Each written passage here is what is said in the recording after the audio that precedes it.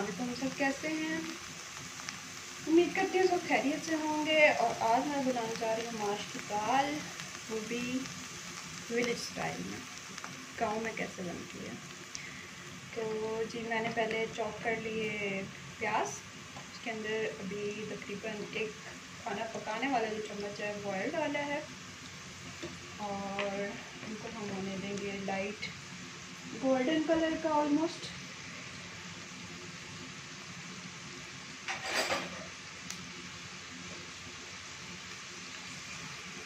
गांव में कहाँ पे चॉपर्स होते हैं, मशीन्स होती हैं, वो इसी तरीके से बनाते हैं, बारीक काट के। मुझसे ज़्यादा बारीक नहीं हुए लेकिन कोशिश की है। चलिए इनको थोड़ी देर के लिए हम ढाँप के रख देते हैं ताकि जल्दी कुक हो जाए।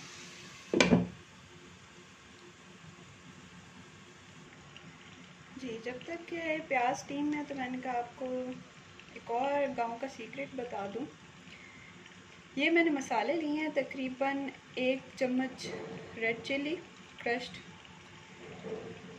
ब्लैक पेपर क्रश्ड, हल्दी हाफ चम्मच, बिल्कुल हाँ हाफ टी स्पून कह सकते हैं आप इसको, और ये है नमक 1 टेबल स्पून, और ये 1 टेबल स्पून खुश्क धनिया, ये और 3-4 मैंने खड़ी मिर्चें ली हैं। ये हो गए मिक्स। और इसके अंदर मैं डालूँगी तकरीबन 2 से 3 चम्मच पानी।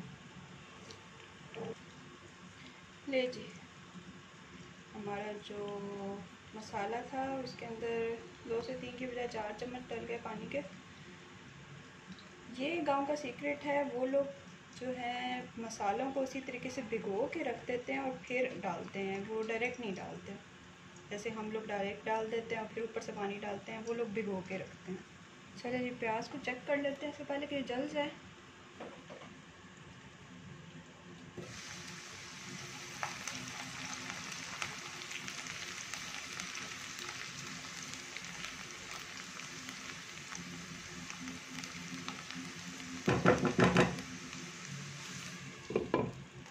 थोड़ा सा और कलर चेंज होने देते हैं जी। तो ये अब ऑलमोस्ट ब्राउन होने लग गए हैं, तो हम जल्दी से इसके अंदर अदरक लहसुन का पेस्ट डाल देंगे, ऑलमोस्ट 1 टेबल स्पून। ये अदरक लहसुन ऑलमोस्ट हो चुका है, भून चुका है, तो अब इसके अंदर मसाला डाल देंगे।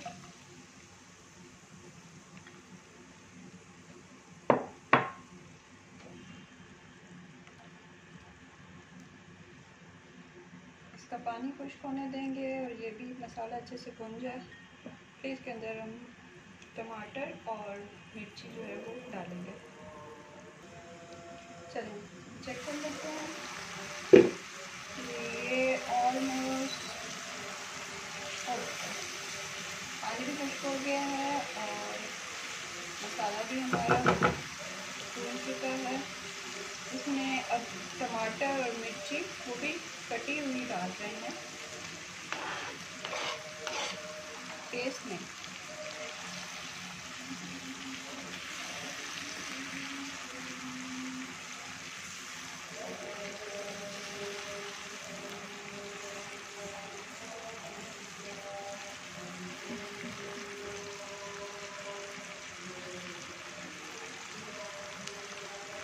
इसको ढाँप के रखते थे ताकि स्टीम में अच्छे से गल जाए।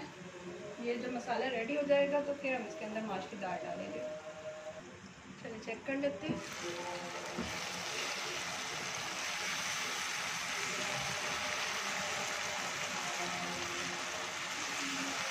ऑलमोस्ट ये गल चुके हैं।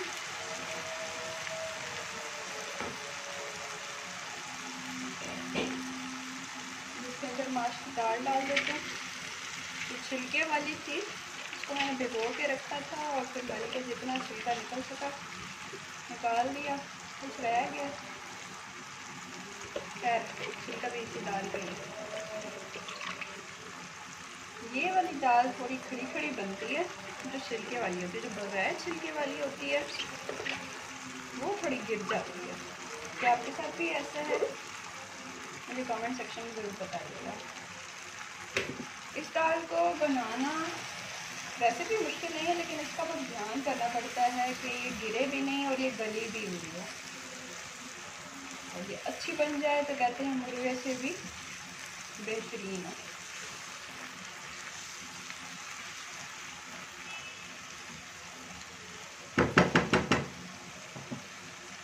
तो थोड़ा सा ढाँप के रखते हैं, बल्कि हल्का सा पानी डालते हैं इसके अंदर ताकि अच्छे से गल जाए।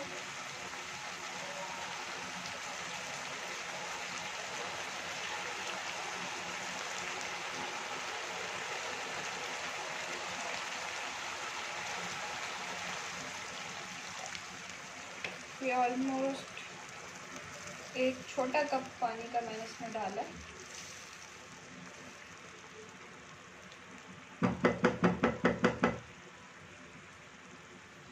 और अब इसको हम ढाँप देंगे।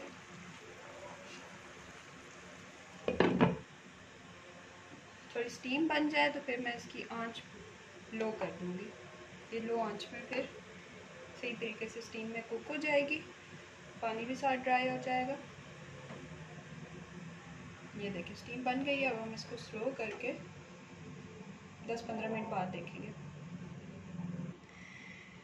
जी अब हम चेक कर लेते हैं। देखें हल्का हल्का ऑयल ऊपर आया हो, मैंने ऑयल कम ही डाला तो हल्का ही आना था ऊपर।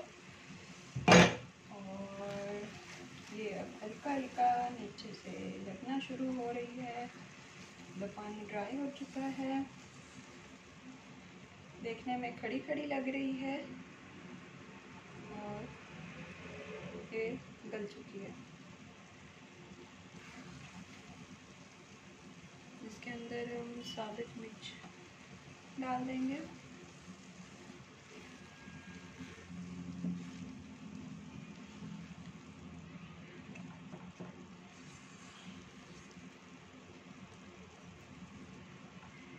थोड़ी देर के लिए और स्टीम पे रखें।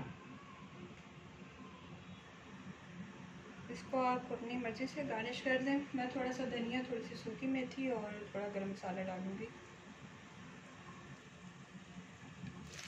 और जी ये हो गई है रेडी।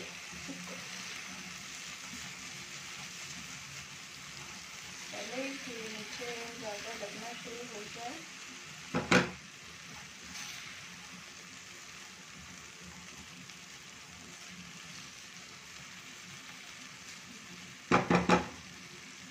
इसे चूल्हा करेंगे बंद और इसके अंदर डालेंगे हल्का सा गरम मसाला,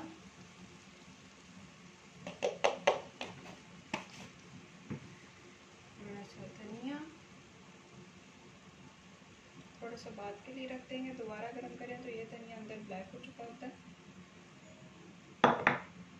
थोड़ी कसूरी मेथी,